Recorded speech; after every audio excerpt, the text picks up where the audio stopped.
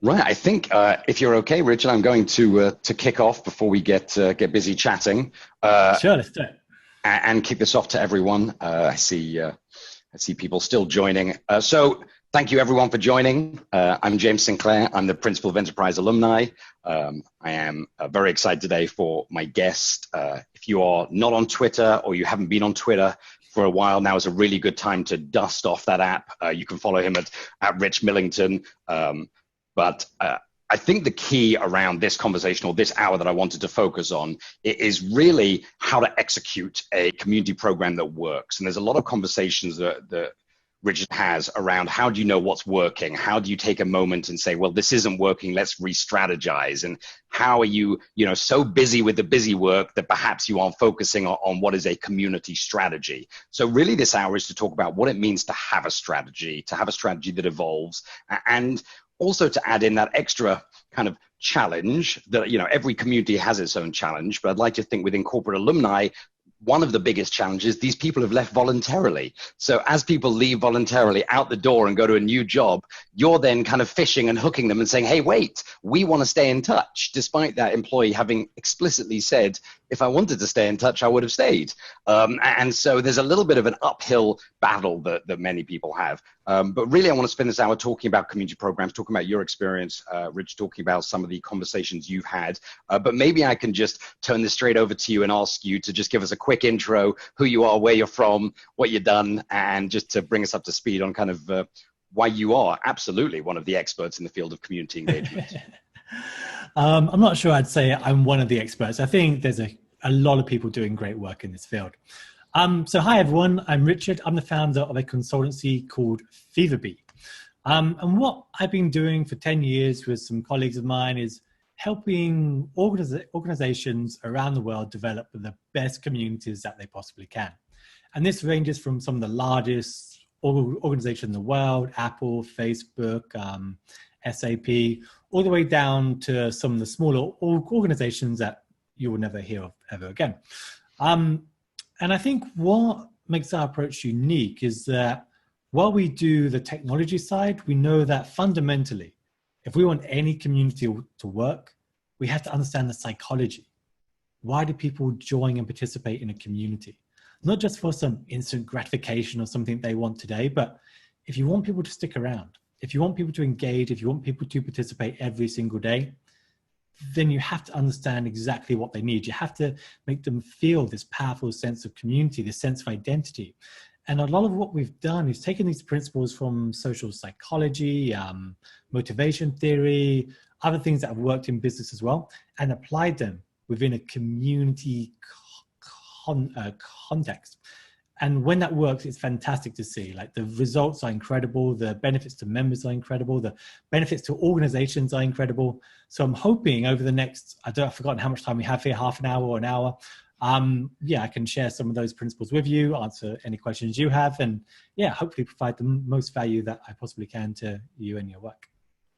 So I appreciate that, and I've gone to full screen gallery view. So we're both full screen on people. I think the two things that we've seen change over the past 6-7 months is, number one, the normalization of communities. I think what we've seen during this kind of COVID era is, for us, corporate alumni, we've spent the past 5 years, screaming at people of why they have to have a program, screaming at people like, oh my God, how can you not realize that staying in touch with people just makes business sense? How am I even having to qualify this? And I find myself still doing that occasionally. But what I have seen the past 6 months is people actually saying, I recognize it. I see the value. So I think one of the great things for all of the people on this call is also this normalization of corporate alumni programs. And so all of a sudden you're part of a broader community. And I think that's really important. That, there's a lot of corporate alumni programs where it's a team or one person kind of in the basement trying to make it work. The rest of the business hasn't necessarily bought into it. I think the second thing that we've seen over the past kind of 6 to 8 months is, again, kind of finally, in quotations, companies putting themselves second. and saying, how can we really use this community to drive value to our alumni help each other? And so all of a sudden, we've got some communities that have been around for a decade who for the first time have something that is 100% unique to them. A community of people helping each other that only they can do, that they can't get anywhere else. They can't get on Facebook or LinkedIn.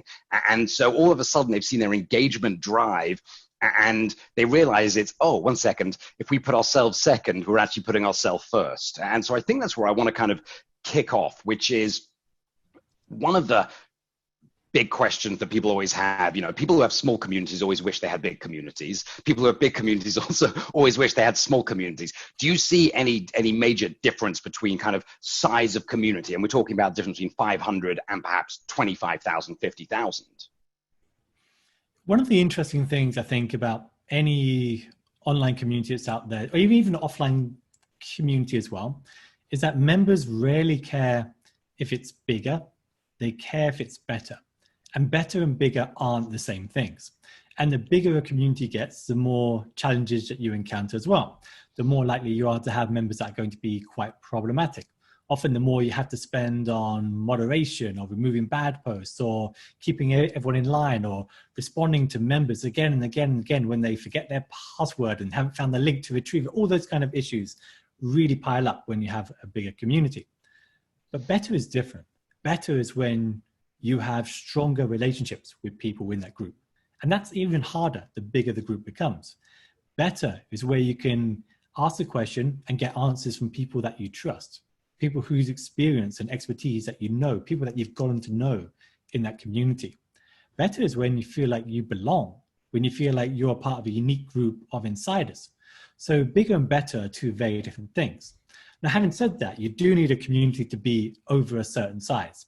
If you're getting less than 2 or 3 posts a day, it's not going to be a place that people choose to visit every day, to hang out in, to find out what their peers are doing. It's not going to be a place where they feel a strong sense of identity with all the other members that can participate. So definitely there are huge differences. The bigger you get, the more you have to worry about removing and pruning the content you do have so people can find the good stuff. But when you're just getting started, it's all about getting to that critical mass point where more than 50% of activity is generated by members as opposed to someone running that community. It's those one-to-one micro interactions that members will have with one another. So there's 2 completely different paths there.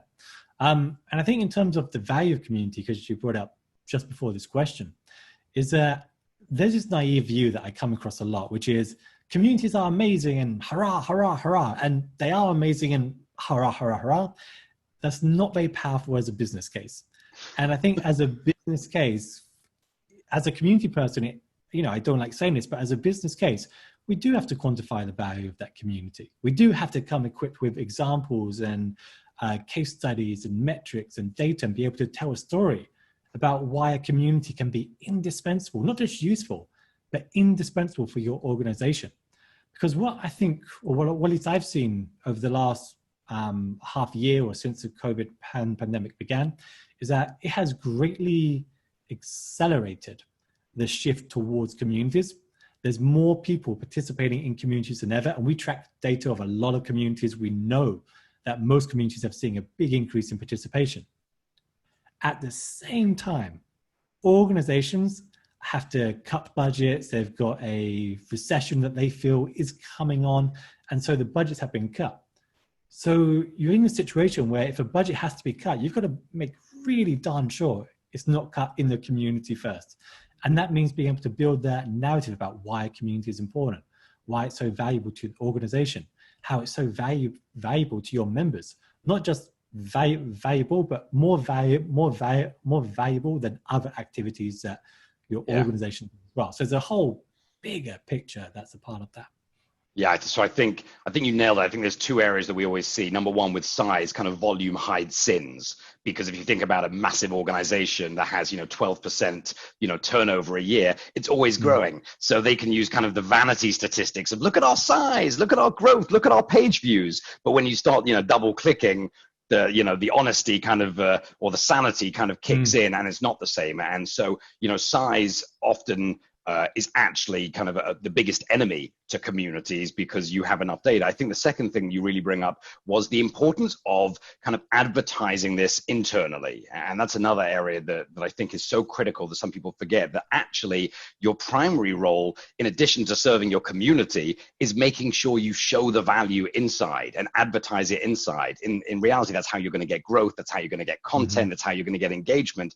And I think that's the quickest way to growth as well, is actually if you focus inside your organization, you have X thousand stakeholders that can take your message. And I think you brought that up really importantly, which is during this time where we've got community managers who have phoned us and be like, I've now got 4 jobs. The alumni is now my side gig. I used to be the director of alumni engagement. I'm now just director of 16 different things. And it's an easy budget to cut.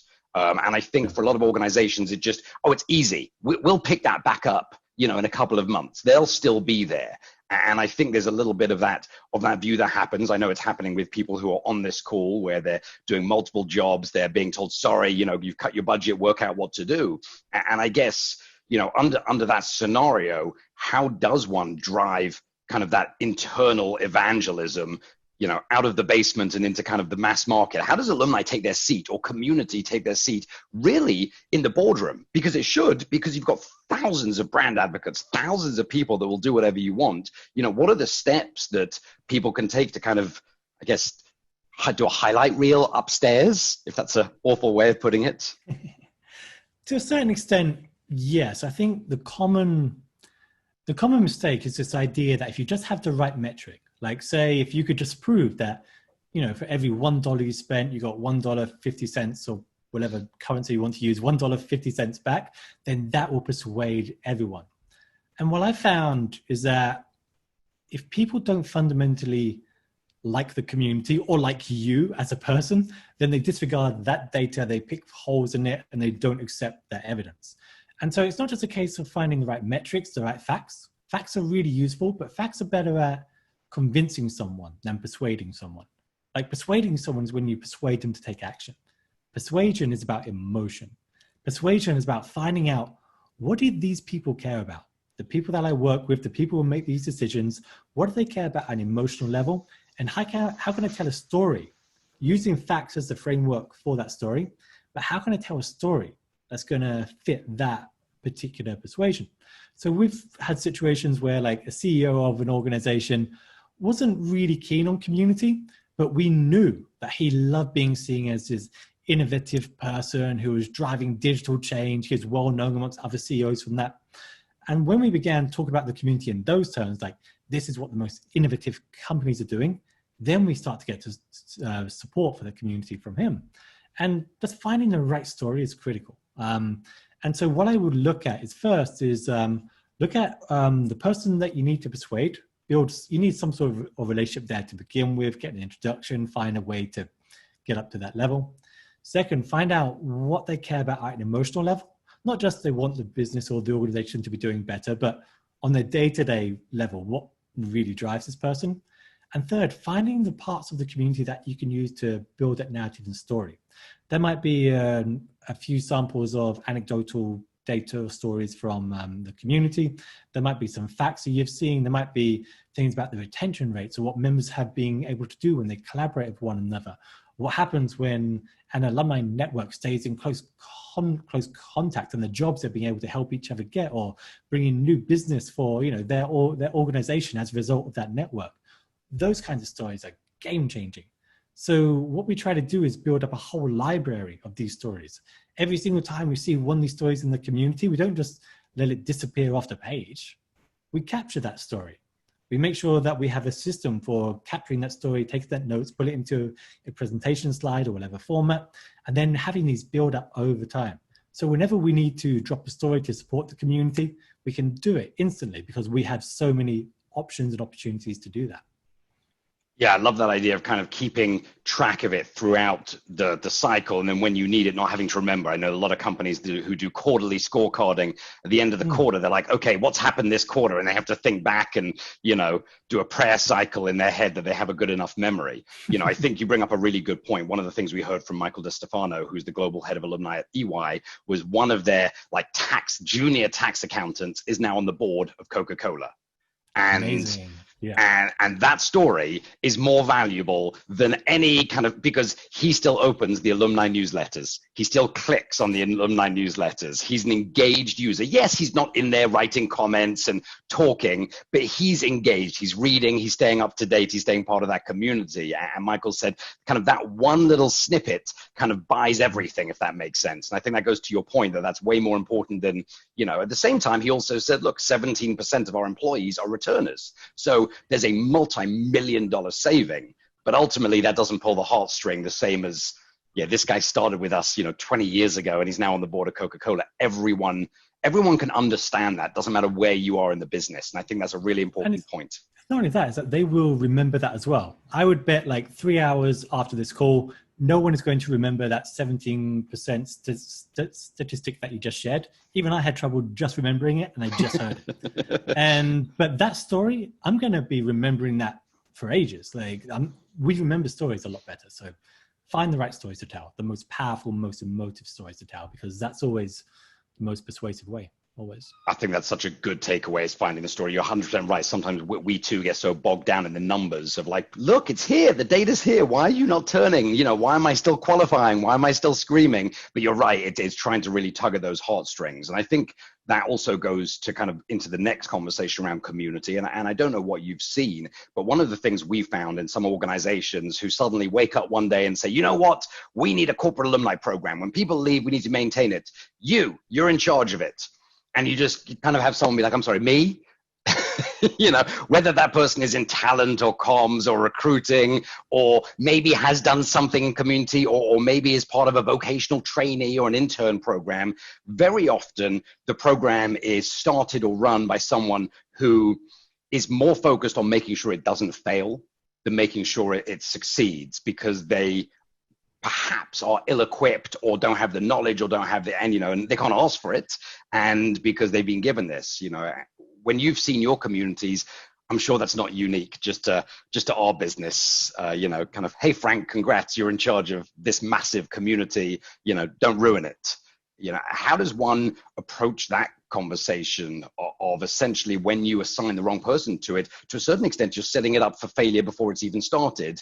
Or on the other side, you take someone who's got huge passion and they're like, okay, I'm going to crush this. So we see both sides in terms of people who just emerge from the ashes and do epic, and others who are like, I just don't want to break everything. I still want to be employed in a year. I remember working with the World Bank a couple of years ago, and they used to do like a big reorganization every couple of years because I guess they got bored.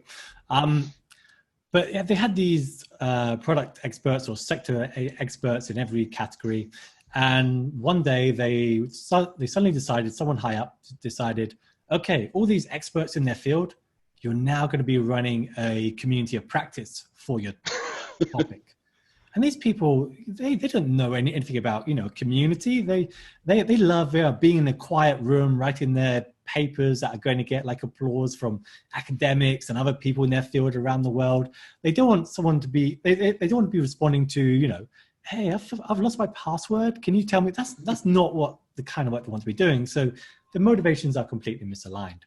And also, yeah, it's even more common, I think, for people that have no experience doing community, but maybe quite passionate about the topic, to suddenly, yeah, you're now in charge of this because, you know how Twitter works or some arbitrary reason. And they end up learning on the job. And there's a lot you can learn about community on the job, because community doesn't sound too difficult. I mean, you initiate a discussion, you apply to a discussion. You and I are doing that right now. How hard can that be? But I mean, it's like an artist with a paintbrush, I think. You know, a paintbrush isn't a very complicated tool, but how you use it and how you wield that brush can do amazing things. And community is kind of the same. People that are learning on the job don't understand the psychology that's involved in keeping people engaged. I mean, there's a lot of rookie mistakes that we see time and time again. So someone that is learning on the job will see a question and they will reply to that question, when the far better thing to do is to find someone else that can reply to that question. So the community doesn't always depend upon them. To tag in someone else, so that person is now engaged in the community, those two are having a discussion, and then you can step back.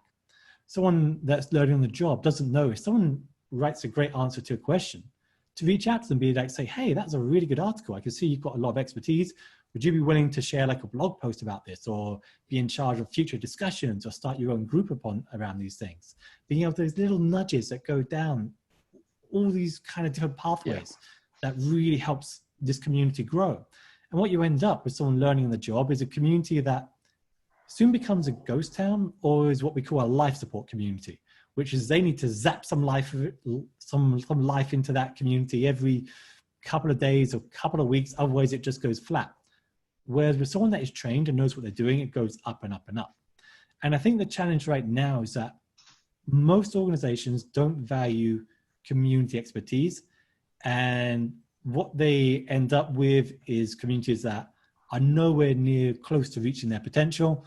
And so they think, well, this community, you know, expertise isn't much. And so they fundamentally don't understand it. And so what would be better is if you're going to put someone in charge of managing a community, you know, for your most dedicated alumni, the people that have been with you for a long time, the people whose expertise and contacts and, you know, passion you want to retain in some form, to recognize, okay, let's hire someone, maybe someone passionate about the topic, maybe someone that we're just going to assign to it, but then let's give them some training as well. There's training courses for myself and others in this industry that, you know, we can train you up to build communities. We can teach you a lot of things. You shouldn't be embarrassed to ask for budget to continue your education, to learn. So you may not be willing to ask for budget to hire a consultant because you're supposed to be that role or whatever that might be. And I think that's a fair representation, especially for people earlier in their career. But I think, and the only reason I interrupt you is I think that's a really important point, is you should ask for budget for continuous education, because if you're in any other job in that organization, there is a learning management system to help you grow, help you explore, help you develop. But community, as you said, is often looked at as like, oh, it's community. How hard can it be? Get the people, make sure they're happy, put out a crudité platter, and let's move on. And I think that's often how it's felt, you know, organization wide, and people don't know what goes into it on a day. You know, I'm looking at people who are in this call who I know day in, day out are just fighting and pushing, but those zaps that you talk about are kind of these random acts of marketing where there's not really much happening. It's flatlining. They see something over there and they're like, oh, let's do that. And poof, and they put it in there. And because there's no cadence and because there's no consistency, well, no strategy, to be fair. Instead, it's just a lot of random acts of marketing that when you look back at it at the end of the year, you really haven't moved anything. You've just kind of kept it alive, a little bit life support. So I think there's two questions that I have there. One is around that continued education and asking for that. The second is, you know, if you are in a life support situation, if your community, whatever your size, is basically a glorified mailing list, you know, like, I think my question, it goes back to your point that you made that I love, which is you need someone in the trenches. You've got to have someone in there digging, going in, asking people, talking to people. There's so many good resource sites. You can see where everyone works on LinkedIn. You can see what everyone's talking about on Twitter. Like, it's really easy to find people. Like, what are the kind of actions, I guess, people who are hearing this and being like, oh, that's me. So let me take that back and then I'll jump into your question, because Please. I think when you look at any online community that isn't achieving its goals and you start tracing the issue back, you know, they don't have enough members participating. Why don't they have enough members participating? There aren't enough people that are visiting. Why aren't they visiting? They're not aware of the community. Or, you know, when you trace all these issues back, the root cause is one of two things. One, the person managing that community didn't know what to do, or two, they knew what to do, they just didn't know how to do it. And the first one is a strategy issue. The second one is a training issue. And so there's lots of ideas I can give right now to increase activity and get the community off the ground. But fundamentally, without strategy and without training, it's going to be very hard to sustain that activity. It's going to be another zap of activity, and then it's going to die quite quickly. And there's been a lot of organizations where that happens. So I'm happy to share advice and tips, but fundamentally, like, you need that strategy, you need that training. And even if you can't afford training, and we're not talking about a huge amount of money here. I think our course is $750 and other courses are around the same amount. We're not talking a huge amount of money compared to how much you're about to invest in this community and the benefits of it. But even if you can't afford that, then there's books on this, there's websites on this, there's peers in this field that you can talk to. There's so many ways to get smart on community really fast. So that's a really good point. Can I just add, and I apologize, because I want to hear the rest of your, which is often the communities that we see doing the best are where the community managers are part of their own community. Those are the programs because they've seen what it feels like. Essentially, they're getting firsthand experience of what it's like to be in a community and openly. Corporate alumni is not this global, massive thing. So there's not people everywhere and, they're kind of frenemies and banks talking to each other. But I think that's a really good, important point that you bring up, which is you've kind of got to experience community yourself. You've got to have a place to go for help. If you're on your own, kind of in the basement, the likelihood of success is going to be, overwhelmingly high. Sorry, low. Oh, for sure. It helps to be connected in almost anything because there's questions that you can't search online for. Right. I might be able to find a list of 10 companies that I might want to work with or 10 designers, but if I want to know who's worked with them, do they trust them, what's the experience like, it's very hard to search for that information. You need a group of peers that you can rely on and you can trust for that. And I think that's one of the amazing values of an alumni group as well. They can provide those kind of recommendations, testimonials, and all the information that you can't Google, that you can't search for. So If you have a community on, let's say, that life support situation where everything is you're zapping it and it's not working, you usually have a concept issue or a strategy issue to begin with, which is the community isn't fundamentally satisfying the needs of its members.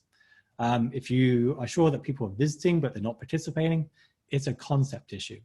And so there's a couple of things I'd recommend you do here. One is interview around 5 to 10 of the people you want to participate and understand what they need at the daily level. So some people might just want to be better at their job. Some people might just want to feel a sense of connection, but day to day, what are the resources that they need?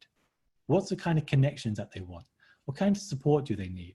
So don't go for the big picture, go for the day-to-day stuff. Because very often at the day-to-day level, it's very different. I worked with a community of sales professionals once. And the community was talking about how to improve your ability to do sales. But when we interviewed sales professionals, they wanted things like templates that they could use. They wanted testimonial examples. They wanted those kind of resources. And when we focus on those day-to-day issues, activity exploded. And any network is the same. Once you know what people want on a day-to-day level, even if you just say, hey, can you just keep track for a day, throughout the day, what do you need? Even if you don't feel it's relevant at the moment, what do you need? And then you can start making your community, relevant throughout the day-to-day, lives of your audience. And the more you attach it to those things, the more people are going to come back every single day to see what's new and who's new. But you've got to really do those interviews. You've got to do the work. You've got to really understand who members are and what they need. Because otherwise you're building, because otherwise you're building community from this very high up level, and it's very hard to do that. You might get lucky, and there's some communities I can name that's done that, but it's far better to go at the most granular level that you can, and then gradually build up from there. It's almost like, and we sometimes do it as well. So I'm not just saying it's everyone else. It's kind of when you throw out that survey of what interests you. I'm interested in news and mentoring and volunteering, but then you look at the data and it doesn't match any of that. Like I remember one of our customers, about 45,000 alumni, massive survey. They got amazing. They were so thrilled with the percentage of people that clicked it. It was brilliant. Overwhelmingly, people care about news and what's happening in the organization.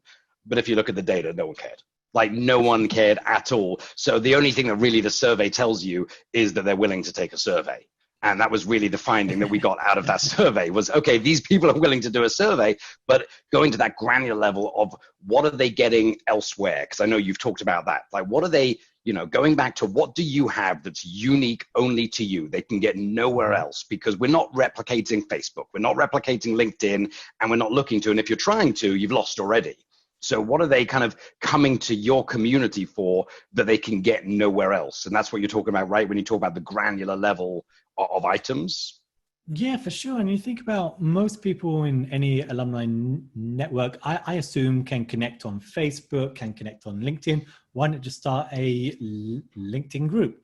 What is the unique value of having a separate place that people have to remember to visit all the time? And that's a hard ask. There aren't many websites that we visit every single day. I think the data is like 3 to 5 for most of us. So how does your community become one of them? So it's got to offer something that those platforms can't. And that might be having a private kind of place or discussions, the ability to participate in a certain way, but you've got to create a unique culture or unique rules or unique values, something that only you can only get in your community. Otherwise, it just doesn't work. It has to be that indispensable value to your members. Yeah, we have some customers that, I say cheat, that's such an unfair word, like Lufthansa, and I know it's not as applicable today, they offer a discount on flights. So it doesn't matter what you're doing, they kind of that tangible benefit. We have another customer that when you leave the company and you sign up, they send you like a shirt and a book and all of these things. So I think they, you know, when we think about the kind of maturity cycle of a lot of alumni programs, there are some programs who think about it, right? Initiation, when you first join, what are we going to do? What are we going to do to make you happy? And how do we grow from there? You know, I think it's a lot easier in retail. If you think about Target, they give you a 7% discount, all of those things. There's a lot of companies that are like, oh, I wish I was just, you know, in retail so I had something to give. You know, we're an accounting practice. What am I going to give? A calculator and an abacus to these people? So there's a little bit of a, you know, of trying to understand this doesn't always have to be tangible. But again, you look at everyone else and you think the grass is greener. Oh, I wish I was Lufthansa, I could give away flights. I would tell you that's not the case anymore. You know, based on COVID, all of a sudden that's not the greatest gift there is. I mean, I think tangible rewards like that, they're nice if you can give them, but I haven't found them very powerful. I mean, they attract a certain type of member, but honestly, if there's an alumni that's moved on to a senior level job or is now on the board of Coca-Cola or whatever it was, they're not going to care about 7% off a Lufthansa flight where they can probably fly business class wherever they want in the world. Like, the value just doesn't justify their time. And when you make them think that's why they're doing it for an extra $50 off here or there, no, that's not the right way of doing it. But what can that community offer that they can't get anywhere else? Well, they can build their reputation there, where they can impress their peers there, or they can feel like they are helping someone there, helping the next generation. So it's not about finding out what tangible stuff you can give people, because I think for alumni networks especially, it's not the biggest appeal. The biggest appeal is more psychological. How can you make people feel they're having a unique impact? And usually that is building a reputation. We've found to be an impressive one, because often people want to one up each other. Like, there might be people they used to be at a similar level with, and now there's that sense of competition. That's a very powerful driver of participation. Another one is feeling like you're helping, that you're giving back. Again, a really powerful one. It drives people to, try and mentor and help and feel like that they're useful. These kinds of rewards, you can't buy these things. You have to contribute, you have to help out, you have to share your expertise. Those are the kind of things you need. And the best part of all of this is that they're free. They don't cost you anything. You don't have to give discounts. You don't have to do any of that stuff. They're entirely free. All you need is someone that knows how to structure them, how to set up that social structure so it works, so it's not patronizing. And sometimes when people try to do this, it becomes a very patronizing thing. But it's genuine, it's authentic, and people really want to be engaged with it. That takes about skill. 2 years ago, we were working on a program because we weren't getting as many senior signups as we wanted to get in terms of the conversions that, as you mentioned, someone leaves, they're in a global VP position. I don't need this community. I know everyone I need to know. I've got all the money I need. I can fly, but I'm good, thanks. Take your community and focus it somewhere else. And the exercise that we realized is essentially, if you want to attract senior people, you have to build them a statue. And, and I'm sure there's a better way or a more eloquent way of putting it, but it's things like speakers bureau, talking, books, what are you doing, mentoring, essentially allowing senior people to flex a little bit and to showcase their unique talents. And when you start to play that out over the past 2 years that we implemented that suite, we see huge senior engagement because they do want to mentor a startup. They do want to do these things where actually they can't get it anywhere else. We saw that with Procter & Gamble, where senior people that have left are now able to look at startups doing amazing things. And what we found is actually the more senior person that we were focusing for is getting as much value as the startup because they're learning about all of these things. And I think that's the area where you talk about where it's free. It just takes someone in the trenches doing some work. I know from one of our customers, their biggest kind of volume of traffic comes from their email that does a digest, movers and shakers, big people that have kind of moved around, and another one of people in the news. That's a great idea. Because people love a good, oh my God, I know Frank. Oh, I can't believe he got that role. That should have been me. But there's a lot of, whether it's like that or not, this concept of movers and shakers and in the news, is essentially just a curated digest. And it's got technically nothing to do with the platform and the destination. It's got everything to do with, that's okay. I'm okay if a senior person doesn't log in because they don't need stuff maybe, but they're reading, they're engaged. And when I do need something, I know they're going to open my email. And so I think you really hit the nail on the head. Like, look, I think there's two views. I like tangible rewards if you're a cool company that can offer it, because for some people, that's great. For some people, free access to X, Y, and Z, is a great motivator. But you're right. When you look at it as a whole, it's really these free items. They're not free. It's really just areas of time. Invest time and find that. And so, I think, one of the questions just came in. Can you think of a unique offering when our budget has been cut? A movers and shakers email costs you nothing.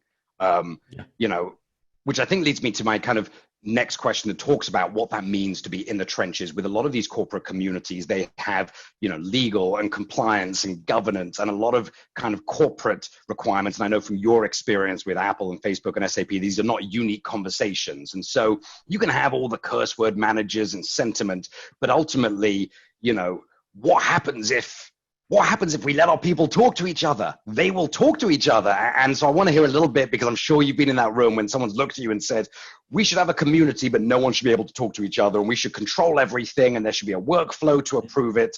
So yes, let's do this. And you're like, well, that's not a community, that's a dictatorship. So I'd like to move to kind of somewhere in there's a question, if that makes sense. Yeah, I remember like an acquaintance of mine used to run a community for one of the largest banks in the USA. And she thought she was sorted. She knew there were a lot of compliance rules about, having a community when you're a bank. But then one day, the community was shut down by the compliance people in her organization because it had become too successful. They didn't care too much about it when it's just some small thing.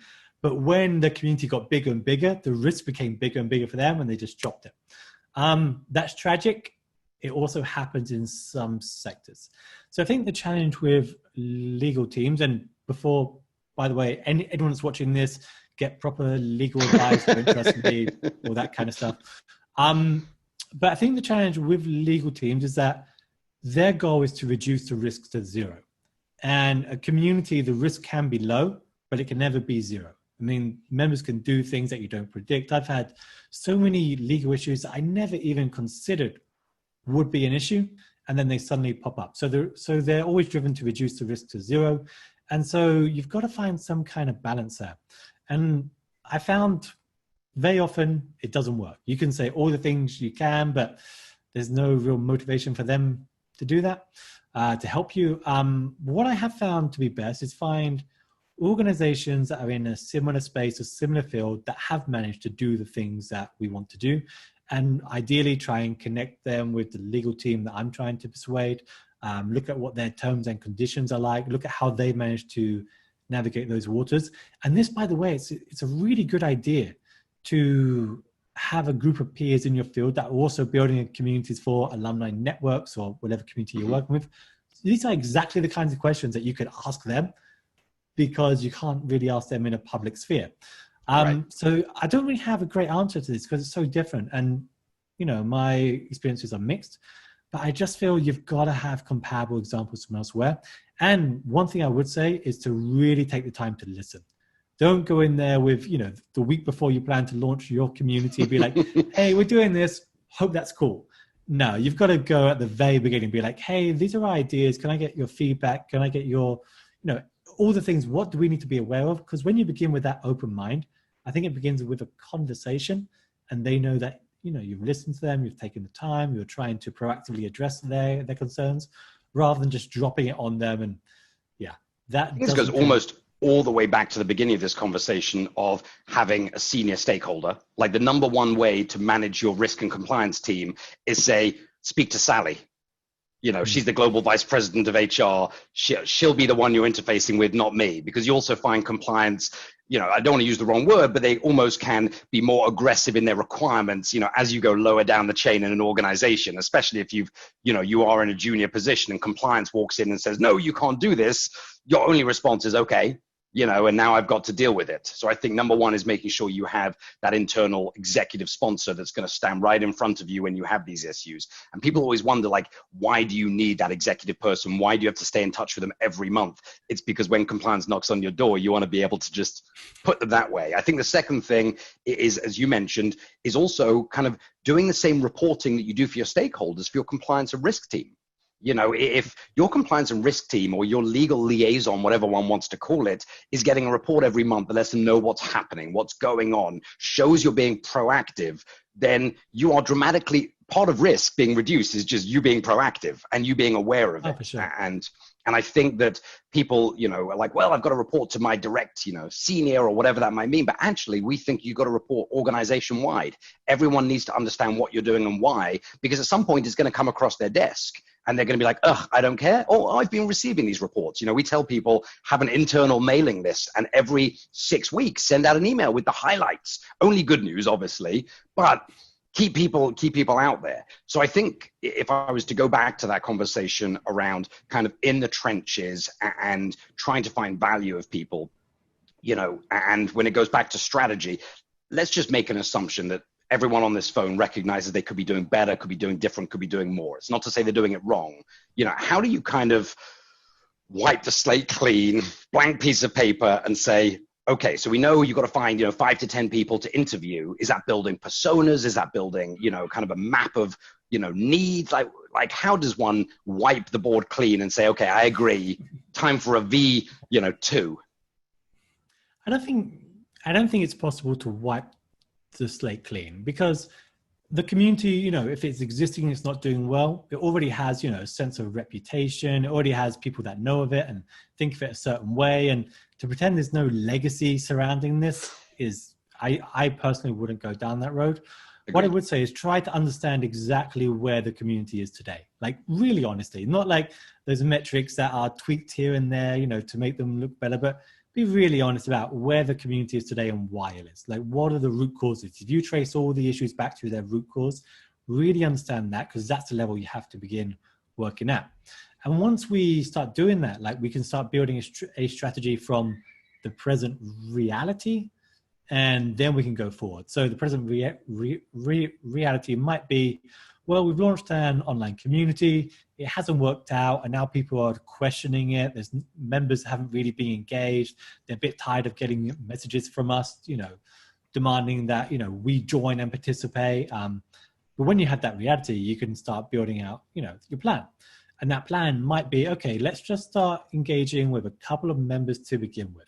Maybe we target just 5 to 10 members, understand what they need, and then have some sort of group of place where they can discuss, a really private place where only they are invited to. And then we might only allow these members to invite the next members. And now there's a motivation that they get to, use their one invitation a month or whatever it is. Right. And then we can start building gradually from there, all based on the current reality. And we're not promising something we don't think that we can deliver. And then we can start building the strategy based upon what we learn from that, based upon what the current resources are available to the organization. We can start building out a strategy based upon what do members participate in at the moment, what's working, what's not working. If things aren't working, let's chop that. Let's double down on things that are working. No matter how, even if it's just people, wishing each other happy birthday. Maybe that's the only thing they're using that community for.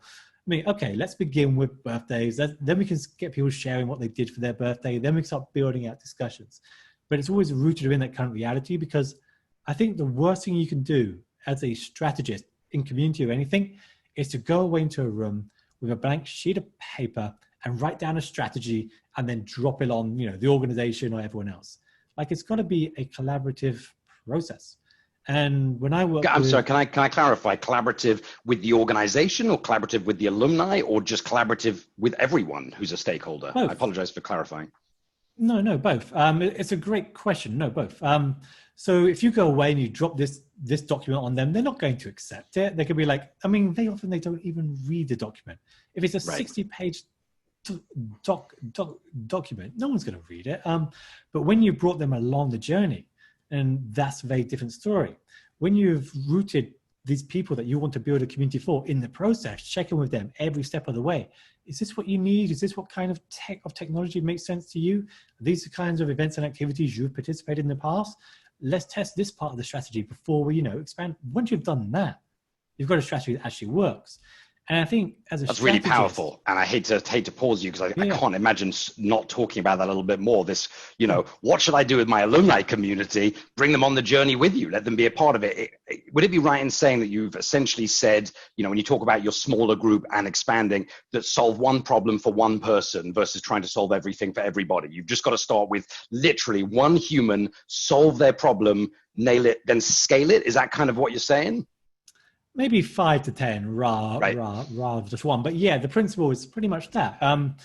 Begin with a small group and be honest with them. Like people, I feel there's a tendency in a lot of organizations to patronize their audience, to say, hey, we're doing a relaunch of our community and you are the lucky members that we've selected. No, just be honest. Be like, hey, it hasn't worked out so far, but we've noticed that you do participate and I want your advice. How can we do justice to make it right for you?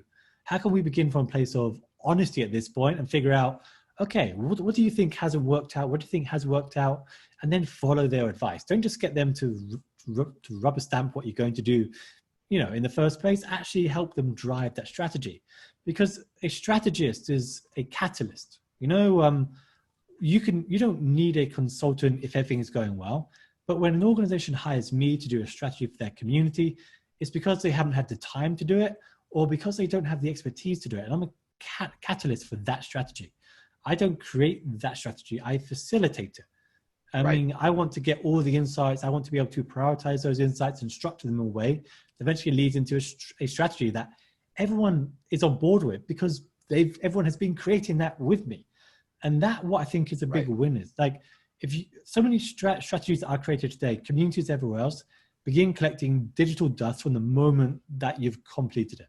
Because people don't read it or they skim it. They're like, that's interesting, then things change. But when you bring people along, when you share that strategy with your members, when you get them involved in keeping it up to date and adjusting it, everyone has a stake in that. And when they have a stake in that community or in that strategy, then they're more likely to participate, invite other members, initiate the discussions, respond to those discussions. And it's a complete change in mindset from building a community for an audience and building a community with an audience. And with an audience is by far, easily, the best way of building a community. I can't even imagine another way of doing it. I think that's gold dust. And I think, again, going back to people on the phone, things you can do that don't cost money is essentially being honest. And actually, if I had to be critically honest, this is the time you can be more honest than ever. We've seen companies coming out and saying, look, we're trying something new. Everyone's working from home. We're trying something different. If there was ever a time where you could write an email and saying, hey, we're exploring something where you're going to be forgiven, a year ago, if the St. Regis or Four Seasons Hotel sent you an email saying we're trying something, you'd be like, are you kidding me? You charge, $2,000 a night. Try it on your own people. Now you kind of have that right to be able to try and test. I think it's a really powerful statement to, number one, is what a great chance to reach out to your community. And you're going to find your fanatics. You're going to find the people that want to be part of it, or you're going to find the people that want to give you 20 minutes a month versus 3 hours. And you're going to find some people that are too fanatics that you're like, they want too much of my time. But ultimately, I like that idea of finding your first small group of people, solving their problem, and letting them identify who else are the next people in. And you're right, it's not scrapping your legacy. It's just basically asking your community for a redirection to perhaps take a different fork in the path. I think that's really clever. And I think that's an actionable thing you can do. And I think it engenders huge trust. But you're right, surprise is always where people lose. Even if you think about technical implementations, surprise is where everyone loses. You're like, surprise, we finished 6 months later. And the customer's like, that's not what I wanted. So I think if you remove that element of surprise, you also set the right expectations and you show transparency. Really, that's a really good groundwork for just a successful community, which leads me to my second point, which is around negativity. And we obviously have a perspective that I think matches yours, which is I'd rather they do it here than on Glassdoor or on Facebook. But it goes back to that risk conversation. We've got so many people and they're saying nasty things about us. should that be celebrated? Should that be, how should one even focus that conversation? Because no one wants to be a community manager of a community of trolls. We have one customer where it really is. They have some very aggressive people who are very, very unhappy about a lot of things. And whilst on one side, that might tell you something about the company, the other reality is just we're in a really bad situation. They've had to do a lot of layoffs. It's created, obviously, a very difficult scenario. But how do you deal with that conversation of, let's call it negativity, per se? Yeah, I mean, I think you've kind of answered most of that already. There's always a point in most community or new community projects that I've done where someone seems to be like, wait a second, what if they say something bad about us? And for me, that's terrific. I mean, I'd rather they didn't, but I mean, if you just have a community filled with the good, it doesn't come off as authentic in the first place. And when someone says something bad about you, then it means that they're still passionate about you. They're angry enough about what you've done that they want you to listen. They want you to listen. Right. Otherwise, they just wouldn't talk to you. They would just drift away. They'd never engage with you again. And that's the one you've lost forever. When they're saying, when you've given them a place to say something bad about you, then you can have a discussion with them. You can turn them around to be, a huge fan. As long as you take the time to listen, you engage, you respond, and you can turn them around. And it's far better if they do that inside of your community where you can trace that discussion and you can have people engaged and you can have other members participate and you can have like the CEO or someone, jump in to give an honest view and feedback. Then they do it on Twitter or Facebook or Glassdoor or a place where you can't respond, or they just disappear and you never hear from them again. So I think that's there's tremendous value in that. Really good point. When someone says something negative, they've chosen to engage with you expecting a response. It's not that if they didn't give a crap, they would have just said nothing and moved on with their life. So it's actually a positive signal, negative, but positive signal. And I feel like there are some communities I know where there's one actually, where any negative post, the person would reach out in a private discussion and then delete the post. The problem with that is that only good posts were there, and it doesn't come off as a very authentic community. It's a community. People will disagree at times. People will get angry with each other. That you need an authentic community to have a community. Now, it doesn't mean you want people angry or fighting. It's far better if they don't. But having some of that in the community is an authentic experience. And I'm far more worried about having an inauthentic experience, an experience where people don't feel they can express themselves, right? A place where they feel they might get censored or deleted. Those kind of things, I think, are much bigger concern to me. Amazing. So thank you, Rich. I have a couple of questions from the community. My favorite one came, it wasn't a question, but Taslim was like, hey, I'm on the line from the World Bank Group. So as you dropped different companies, I had people on my right literally be like, that's me. so I'm delighted to see that. Stories from the World Bank, a fantastic organization with some very interesting challenges to work within. Of course. So I think one of the questions I've seen consistently has come from three different people. Is this conversation around, using, what does it mean to use a consultant as a catalyst? And openly, many people on this call right now have no opportunity to go upstairs and get budget from a consultant, but there are some that are, and some that are looking, what does it mean to say, we need a consultant? Because it doesn't mean I'm bad at my job. If anything, it means I'm good at my job. I recognize my weakness, but I'm sure you've encountered that. I'm sure you've gone through every scenario, but what does that even mean when you walk in the door, and say, I'm here, what is it? What happens essentially? I would love to, kick open the door and be like, don't worry, I have it right. No, it's not a Marvel moment. So I don't want to do this in a self-promotional way, but let me try and explain how I think a consultant works, or at least in the organizations I've worked with. If you feel a consultant is a threat to your expertise or your domain of knowledge, I would disagree. I think, all of the best sports people and management CEOs in the world have coaches and advisors. So the idea that consultant is a threat to you isn't. What a consultant or someone like me has, again, I don't want to do this in a very promotional way, but a wide angle lens. You know, like a lot of people, when they work within an organization, they can see the challenges within the organization, but they haven't seen how hundreds of other organizations have solved those issues. They often, you know, the things we do take time. Like, you've got to do your day-to-day job.